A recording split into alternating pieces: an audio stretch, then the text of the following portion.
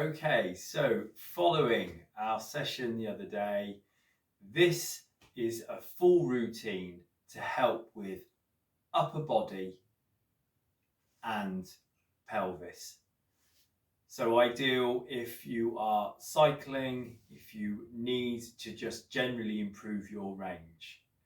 I have got for today this table, this bolster cushion, and these rollers. You'll notice that I'm sitting in quite a awesome way. So this is going to be the first thing we're going to do. We're going to use this as an assessment. This is known as 90-90 or the pinwheel. As I sit here in front of you, I have got my legs coming out of my hips at 90 degrees. So I've got, this is my first 90 degrees here. Then I've got a 90 degree and then another 90 degree. And it's the same on this leg. This allows me to see how I sit with my spine, how or where I have tension in my hips. For instance, on my left hip here, right at the top of my thigh, I can feel that there is some tension. I've been to the gym today and I've been using those muscles, so that is also why I can feel them there, but in a good way. So I'm sitting and I am seeing where I hold tension. For the space that I have here, I am going to lift and fold out and lift and fold out. All right, my legs. And now I've got that position again. I look at the 90 degrees here and then the 90 degrees again from every joint. And I'm sitting and I'm looking at my spine. I can obviously see myself in the camera. Now, I can sit freestand. I can just hold myself, okay? But you may need to use an arm to support you and breathe.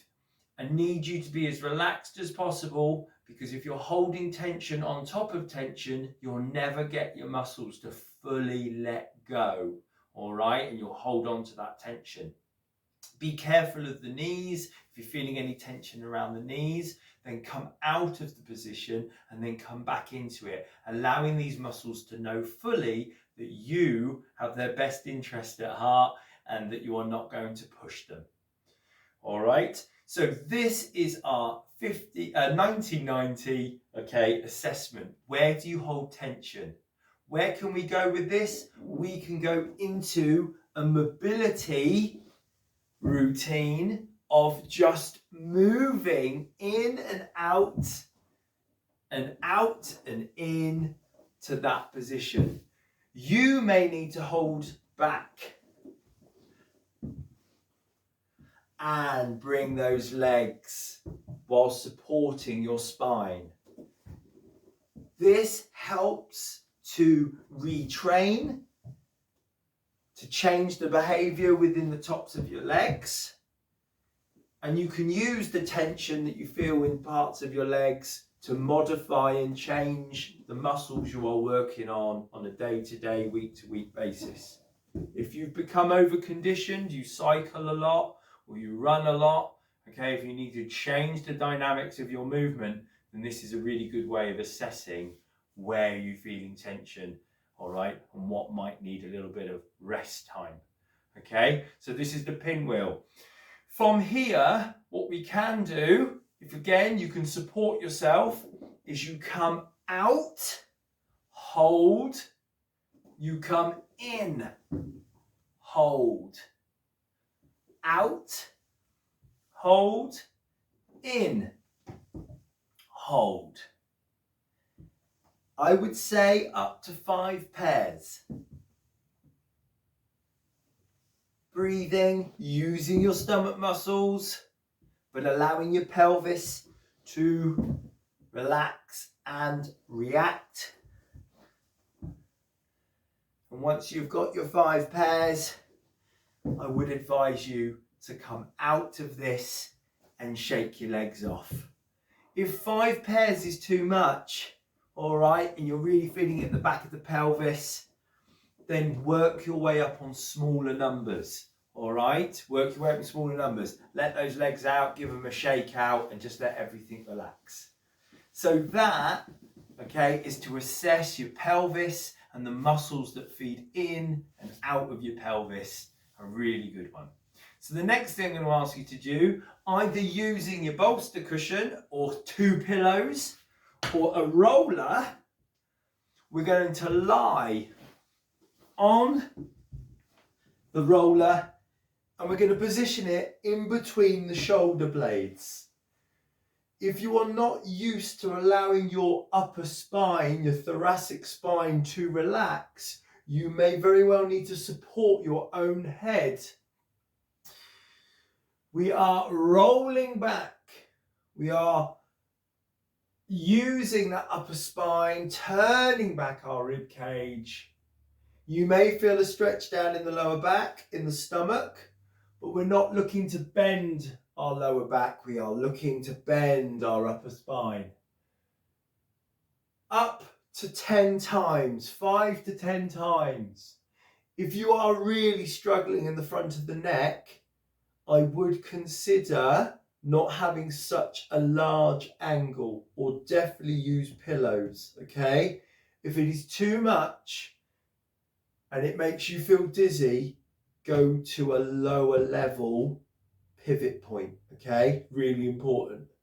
If you are okay, I would then go with the hands. Pull those elbows down, clearing whatever you're lying on.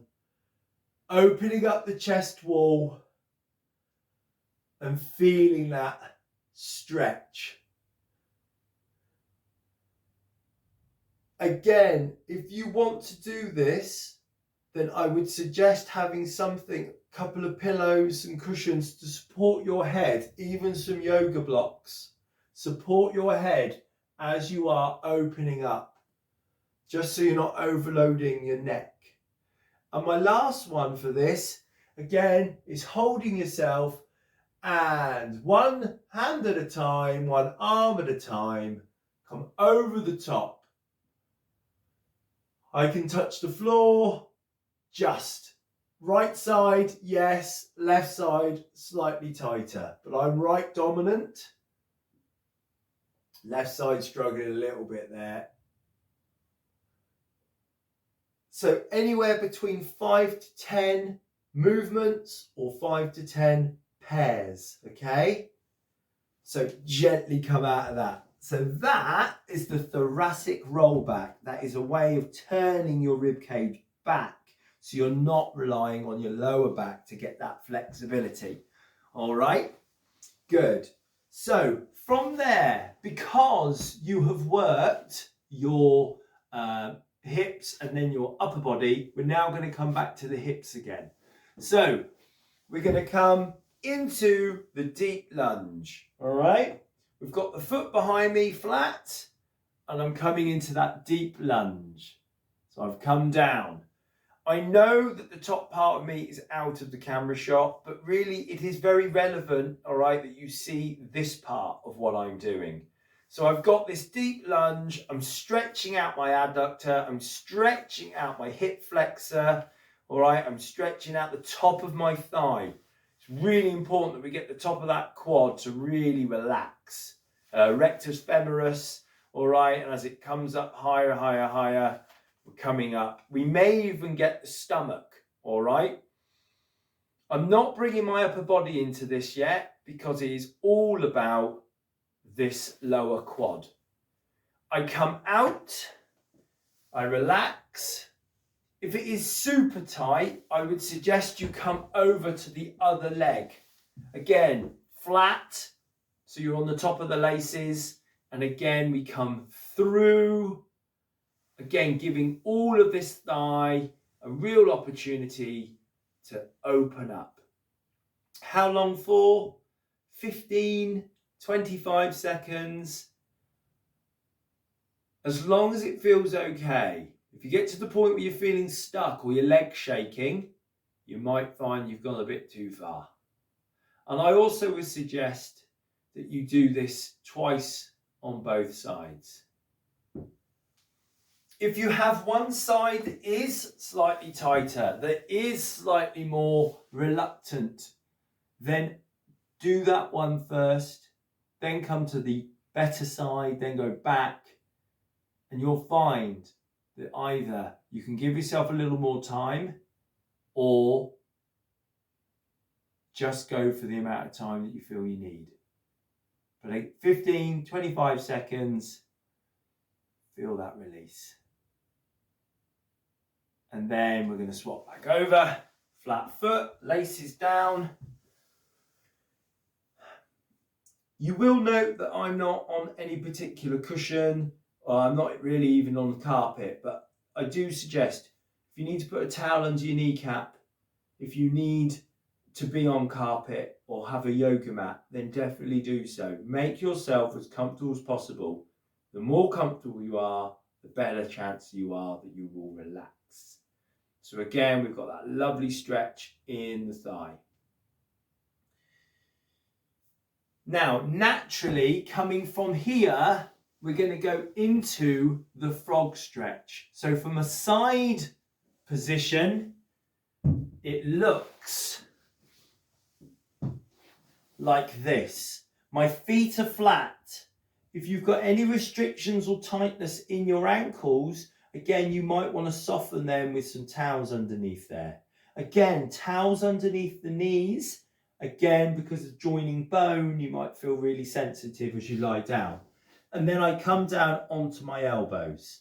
Now, my hips are directly above my knees. My elbows are underneath my shoulders. And my spine is as relaxed as possible. I'm not dropping, okay, but nor am I holding myself.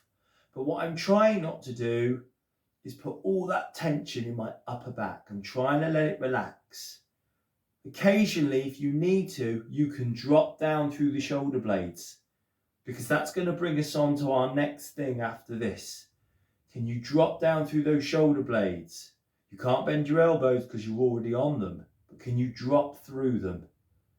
This is the independence that we want throughout the spine. So the neck, we want it to be kind of relaxed. If you've got yoga blocks again, I would suggest that you maybe have them piled up so you maybe can rest your head on them. You might see here that I'm using my hands and I'm just supporting my head, relaxing the shoulders. Now this is another one that you may have to build up to. If you can do this for 2 or 3 minutes, the benefits in the adductors, stomach, psoas, the deep muscles in the stomach that attach at the front, attach to the rear, to the spine, to the lumbar spine. These muscles are all used a lot during the day, whether you know it or not. So this is a really good stretch. If your knees want to go out, let them go out. The other reason why we're staying upright like this is because if we go forwards and they get our hips, but we've already done those. This is specifically looking in the inside of your thighs, so your adductors, your groin. I'm just there, just sliding out. You will get to the point where you start shaking, okay? Although going into that for 10, maybe 15 seconds is beneficial in the sense of your muscles are reacting, okay, they're learning how they're operating. I wouldn't stay in it too long. I don't want you hurting yourself.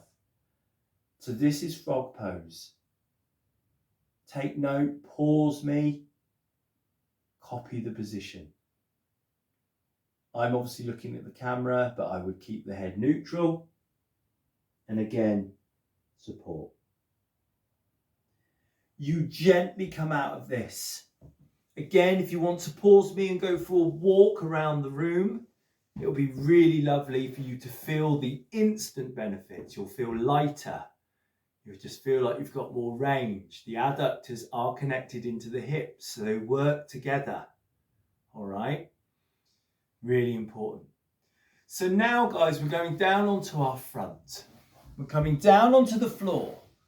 Very similar to diaphragmic breathing. If you've ever had a lower back pain, anything that hurts and's tight, this is a very good thing to come and lie down. Breathe deeply into the stomach. And as the stomach expands and contracts, it also helps open up the lower spine. So if you're ever in trouble, you ever feel like you've twinged your back, all right, and you're worried, then relax, come down onto the floor and just let it all be. 30 seconds, 1 minute, letting your back just relax, okay?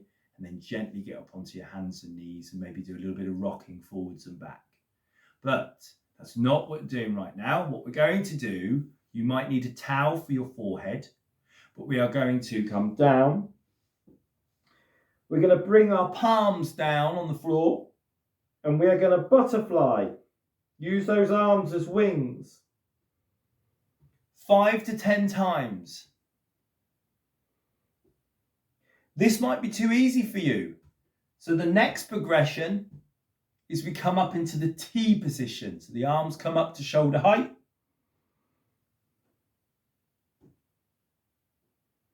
You may feel this in the shoulders. You mustn't hold your breath.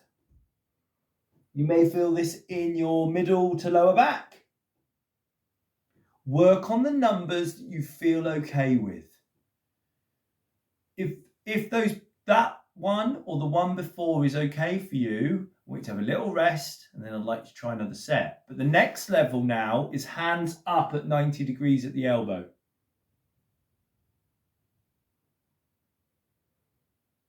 We're trying to keep that head fixed.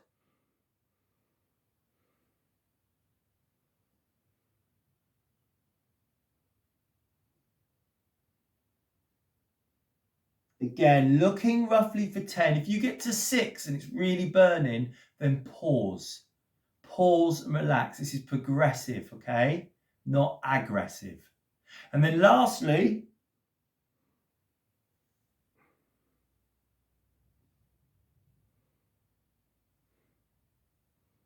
if the 2 arms at the same time is too much, then go for 1 at a time. You also will get a very clear indication of what arm is struggling the most. Okay, so again, between 5 to 10 movements. You've got the original, the initial, you've got the T, you've got the 90 degrees, and then you've got the extension. All right, which then brings me on to hands and knees. Knees under the hips, hands under the shoulders, and we're going to do our drop through here. I'm keeping my arms reasonably locked out. Not too much because I don't want you to hurt your elbows, but I don't want you using them. I want you to try and drop through the sternum, retracting those shoulder blades. Try not to use your lower back. If I come on a side position now, what I mean is we're not doing cat and cow, okay? We're doing drops, thoracic drops.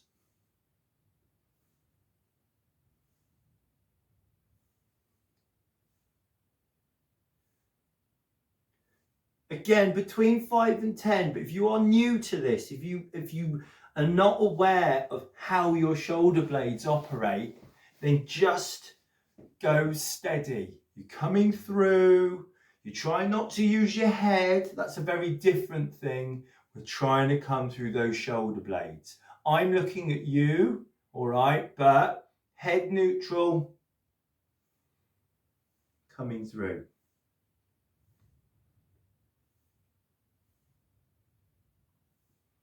Coming through.